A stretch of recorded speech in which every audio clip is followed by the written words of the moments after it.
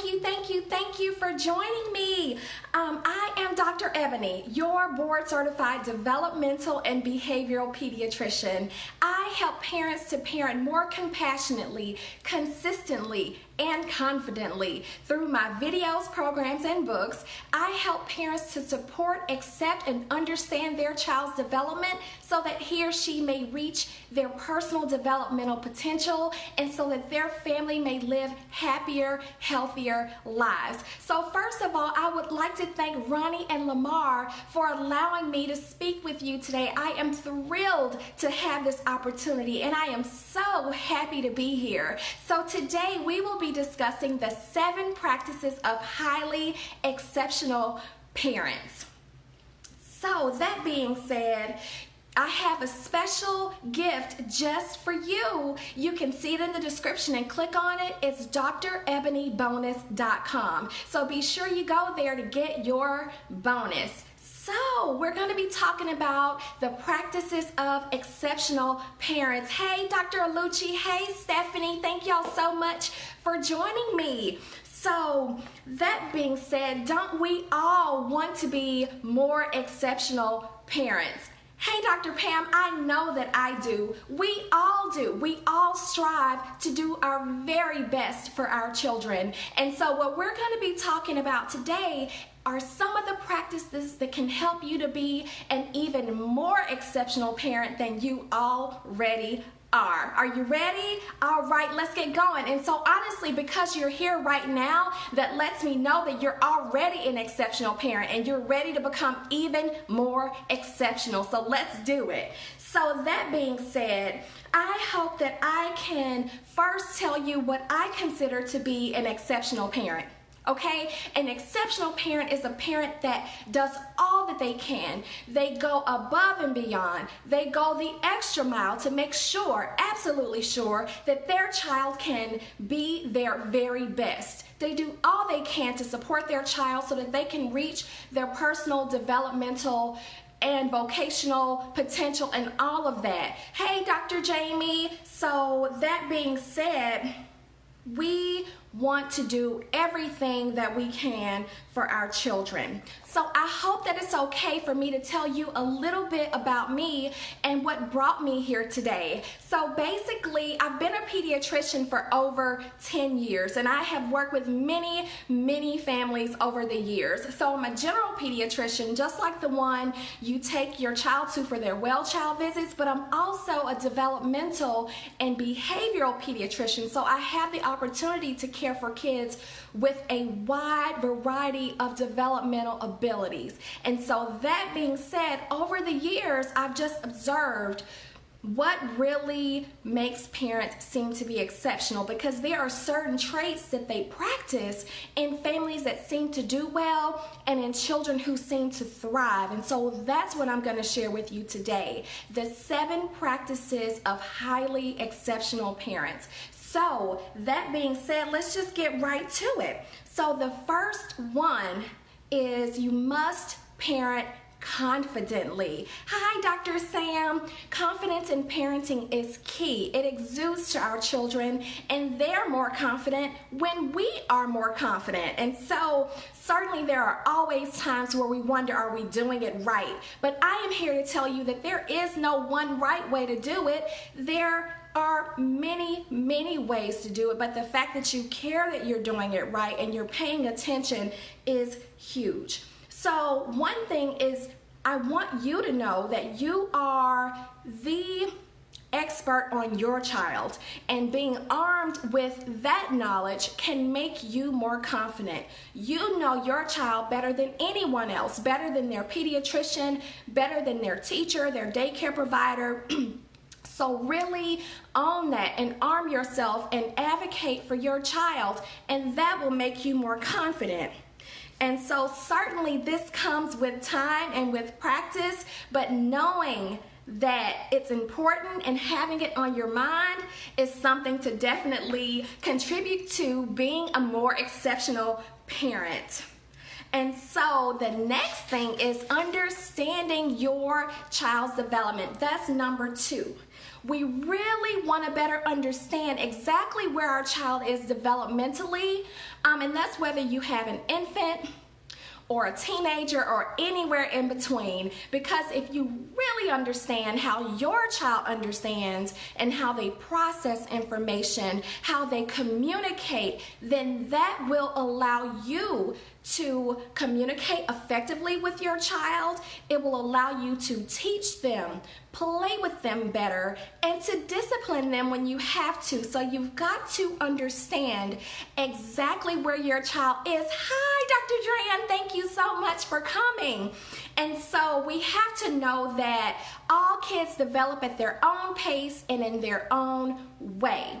And so definitely we need to support their learning, but the best way to really understand your child's development is to spend time and to observe. And I don't want to say a lot of time, because it's really not the quantity, it's really more of the quality. And that's whether you work outside of the home or you work in the home. That time that you have with your child, you've really got to be present. You've really got to observe, and you've got to make the best of it. And so that way you will understand your child better, and you will truly be the expert on your child, which will help you to be a more exceptional parent. So number 3, you must accept your child exactly as they are. Hi, Dr. Regina. Thank you for stopping by. And so that being said, that means accepting your child's development, their behavior, their strengths, their challenges, their personality, everything about them, because they know, they feel it, they can feel the love, they can feel the acceptance, and that makes them more confident, and that makes them feel more loved and comfortable. And the converse can be true as well. Sometimes things don't go exactly as we want them to, and it can be hard to accept everything, but we've got to work through that, and we've got to figure out a way to do it, because our kids know. They really, really know. And if they don't get that love and acceptance from us at home, you know what that means. That means they got to look for it out there in the world, and we don't want that. So that being said, if you're just hopping on, I would like to thank Lamar and Ronnie for allowing me to be here to speak with you, and I'd like to introduce myself again. My name is Dr. Eboni. I'm your board certified developmental and behavioral pediatrician. I help parents to parent more compassionately, consistently, and confidently through my videos, programs, and books. I help parents to better accept, understand, and support their child's development so that he or she may reach their personal developmental potential, and so that their family can live happier, healthier lives. And I have a free bonus just for you. Please go to drebonibonus.com to grab it. That's drebonibonus.com. So, number 4, you must be resilient. Y'all, please share this with your family and friends or anyone that you think can benefit from it. But number 4, you must be resilient. You've got to roll with the punches. And so that being said, things do not always go the way we plan them to. But that being said, we have to remember that we are our our children's role model. They're always watching. They are always watching. And so that being said, when things don't go well, we've got to roll with it. We've got to adjust. We've got to show them what to do when things don't go well. Okay, so just an example. Now I'm a rice cooker believer, but before I would burn pots and pots and pots of rice on the stove, and so instead of getting mad and losing it, I say, you know what, we're gonna have sandwiches for dinner. And so when your children see you just accept things that don't go well, and you stay calm, and you go to a plan B, a plan C, a plan D sometimes, that's what they need to learn, because things won't always go your way. And so your kids, that will be a very valuable lesson for them. So that being said, number 5 is huge. You have got to provide, structure, routine and consistency. Structure, routine, and consistency. And so that being said, it doesn't matter if you have an infant, if you have a teenager, or anything in between. Right now, hey Dr. Tamika, we are sleep training my 6-month-old. And so that being said, it's true. You know, it's like when 8 o'clock comes around, he's already sleepy and then he goes to sleep, but it wasn't always that way. You know what? We have a bedtime routine. He gets a bath, he gets his massage, he gets his story, then bedtime. Bath, massage, story, then bedtime. And he knows when bath time comes, he's getting sleepy. Those eyelids are getting heavy, but it didn't start out that way. It happened because of the structure, routine, and consistency that we're providing for him. Same things, if you've got a teenager, they've got to know, you know what, when you get home from school, you got to do your homework, you got to do your chores before you can get online, before you can play your video game. They have to have that because they'll be much better for it when they get older. All right, perfect. And so that being said, when you have a teenager and they've been allowed to have structure, routine, and consistency this whole time, it allows them to follow the rules of the road, to follow the rules at school. It just allows them to be better people, right? And so we want to start that very, very early on. So if you're just hopping on, thank you so much for joining me. And I would like to thank Ronnie and Lamar again for this wonderful opportunity to speak with you. And I'm Dr. Eboni, your board certified developmental pediatrician. And I help parents to parent more compassionately, consistently, and confidently. Through my videos, programs, and books, I help parents to better accept, understand, and support their child's development so that he or she may reach their personal developmental potential and so that their family may live happier, healthier lives. So please remember to go and grab your bonus at drebonibonus.com.